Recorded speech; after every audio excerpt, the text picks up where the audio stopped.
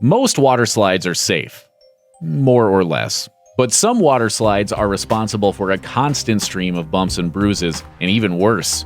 Here are some of the most dangerous water slides in the world. The VertiGo is a 108-foot-tall water slide at Aqualandia in Benidorm, Spain. Riders get dropped through a trapdoor, down a steep slide, and into the water. That all sounds like a real rush, as long as you make it through the trapdoor.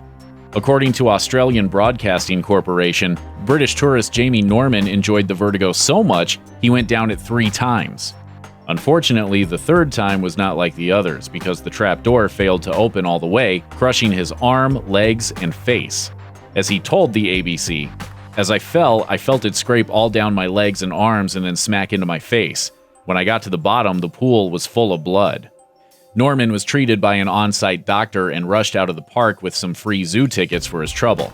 The VertiGo was also reopened about 10 minutes later, which doesn't seem like enough time to clean up blood or to fix a malfunctioning trapdoor. Canada. It's the United States, only way more sensible, as long as we're not talking about water slides. The steamer is one of the most notorious rides at the Calypso Water Park, though it isn't the only one there that has been linked to serious injuries. Steamer riders sit in tubes and then circle a giant funnel before washing into an exit slide. Sounds fun if your inner tube doesn't flip over before you get to the exit. Unsurprisingly, the park was accused of failing to report injuries on the steamer to the regulatory body in charge of keeping Ottawa's amusement parks in line. Ultimately, the park was hit with 20 safety violation charges, and 14 were directly related to 3 separate incidents that occurred on the steamer in 2011. Don't worry though, because the steamer didn't close. If you enjoy a good spinal injury, there's plenty of room for you in line. You want to kill yourself? Oh, shut up! Yes or no? You want to die? The Peninsula Aquatic Recreation Centre in Frankston, Australia has a pair of notorious slides, but the Aquasphere has been linked to an unusually high number of accidents. On one occasion, 2 adults hit their heads inside the slide's tunnel and suffered head injuries. Park officials shut the slide down for 10 months, but just days after the reopening, there was another accident. This time, a woman experienced severe back pain after riding the Aquasphere. And on another occasion, a boy fell off the tube inside the ride and was battered around the inside of the ride before he was ejected. According to one witness, the boy lost consciousness for nearly 15 minutes. Here's the worst part. When the park facility originally opened in September 2014, the Aquasphere didn't open along with it. That's because the employees who tested the slide suffered minor injuries. Evidently, Park thought they had fixed the slide's safety issues, which obviously didn't happen at the time. The good news is the Aquaslide has since been dismantled and rebuilt as the Python, so you're welcome to try it out for yourself. Action Park, if you haven't heard of it, was one of the most notorious water parks in the world. It was so notorious it was affectionately known as Traction Park or sometimes Class Action Park. There's nothing in the world like Action Park. It was so notorious that it was supposedly shut down in 1996 after a total of 6 fatalities and so many injuries that no one was able to count all of them. Action Park didn't stay closed though, it reopened in 2010, but instead of expressing remorse for the park's long and sordid history, the owners seemed to embrace it. For a while, it was still called Action Park, and the gift shop even carried t-shirts with the oh-so-adorable slogan, "I survived Action Park." One of the more notorious Action Park rides is one that closed down relatively recently. It was called Cannonball Falls, and it featured a 10-foot drop into a mountain pool. It was the most dangerous water slide in the state of New Jersey, with 6 injuries during the 2015 season alone. Still, that's tame compared to the overall number of Action Park injuries that season, which amounted to 27. Still, even that number pales compared to the number of injuries in 2012, which added up to a whopping 70. Cannonball Falls was permanently closed a few weeks before the end of the 2015 season, finally putting the dangerous slide out of its misery. One of the most critical safety procedures on any water slide is the one that tells the ride operator when to send the next rider down. Because if the last person hasn't come out the bottom yet, you probably don't want to send the next one down. That was the malfunction at the Hawaiian Falls Water Park in the summer of 2015, when Lauro Castrejon suddenly realized that he was stuck in the middle of a slide. That by itself wasn't especially terrifying until he realized that someone else was coming down the slide behind him, and worse, That person was big and picking up speed. When the second rider slammed into him, Castrejon lost consciousness and woke up again at the bottom of the slide. He was taken to a hospital by ambulance and treated for injuries to his shoulder, head, leg, and back. Castrejon sued the park for $100,000, which included $12,000 in hospital bills. He later told CBS Austin that he thought that the slide should have a light system that lets the operators know when a rider has safely exited the pool. The Wet n Wild water park in Orlando is no more, and that means its most notorious water slide has gone the way of things that normally go into black holes. A star, more than 3 times the size of our sun, ought to end its life how? With a collapse. Fittingly, many of the park's troubles revolved around a ride called the Black Hole, which the Orlando Business Journal described as a twisting ride where guests shoot down a dark tube on a 2-person float. The Black Hole injured one man in 1994 so badly that he won a $1.73 million judgment against the amusement park in 2000. The man said he was struck by something in the dark, and when he arrived at the bottom of the slide, he couldn't move his legs. Doctors had to insert a titanium plate into his neck. During the trial, there were employees who testified that rafts were constantly getting stuck, and that attendants would send a new raft into the ride before the first one was confirmed to have exited. That was probably the Black Hole's worst injury, but there were plenty of others too.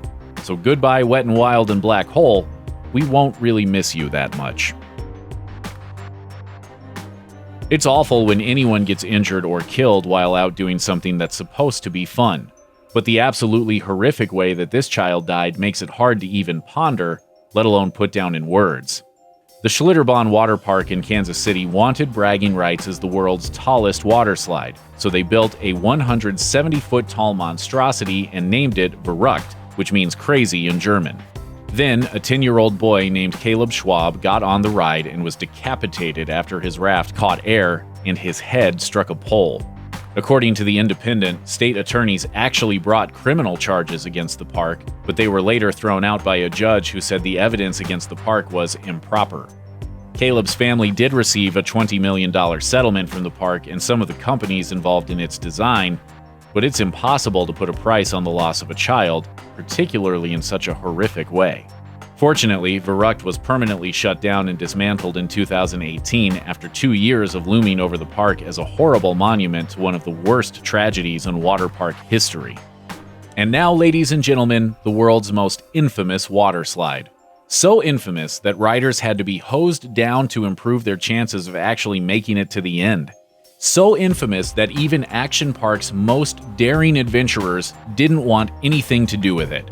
So infamous that it closed down after a single season. This was Cannonball Loop, which frankly looked like an interdimensional hamster habitat.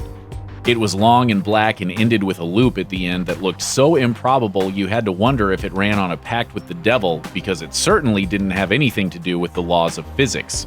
The Cannonball Loop was opened in the summer of 1985, but it only lasted for around a month before it was shut down by the New Jersey Carnival Amusement Ride Safety Board, an organization that somehow managed to ignore all those other crazy action park rides.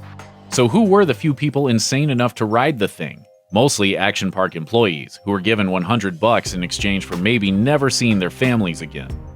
In Action Park's defense, though, they did send dummies down the thing first. According to urban legend, many of those dummies that rode the Cannonball Loop came out missing crucial body parts. Poor Mr. Highway. He's thinking about the end. He's had enough of this terrible life. What?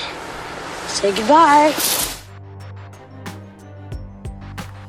Cedar Point Water Park in Sandusky, Ohio, modestly refers to itself as the best amusement park in the world. Chances are they're hoping you won't remember the accident of 2013 when you're deciding between Cedar Point and Disney World. In July 2013, guests were on board the river rafting simulation ride Shoot the Rapids when something went horribly wrong. The boat they were sitting in suddenly rolled backward 187 feet down the lift track, hit the edge of a concrete flume, hit another boat, and then flipped over. Riders were belted in and trapped upside down in the water, and it was probably only the quick action of park employees and bystanders that kept the incident from turning tragic. According to the Sandusky Register, the accident happened because 2 of the ride's safety features failed, one that was designed to keep the boats from sliding backward, and the other that was supposed to keep the boats on the track. both of which sound like they were critical safety features. The ride wasn't officially shut down until 2016, and most Cedar Point fans weren't especially sad to see it go. And finally, here's a water slide you had no idea was dangerous even though you've almost certainly heard of it. In fact, you may have even bought one for your kids because, as you probably already know, real water parks are too expensive and dangerous. We're talking about the slip and slide, that icon of everyone's childhood, the answer to a hot summer day, the giver of bruises, the deliverer of brain-eating amoeba, and evidently the paralyzer of adults and teenagers.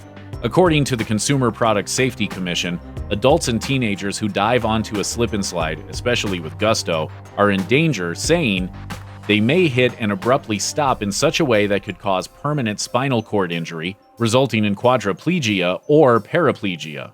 According to a report from 1993, the slider's forward momentum drives the body into the neck and compresses the spinal cord.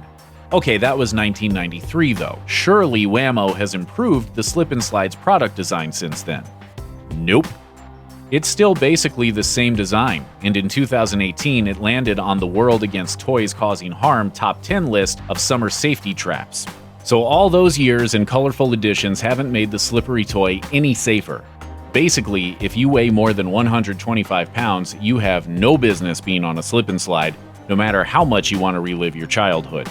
Check out one of our newest videos right here. Plus, even more grunge videos about your favorite stuff are coming soon. Subscribe to our YouTube channel and hit the bell so you don't miss a single one.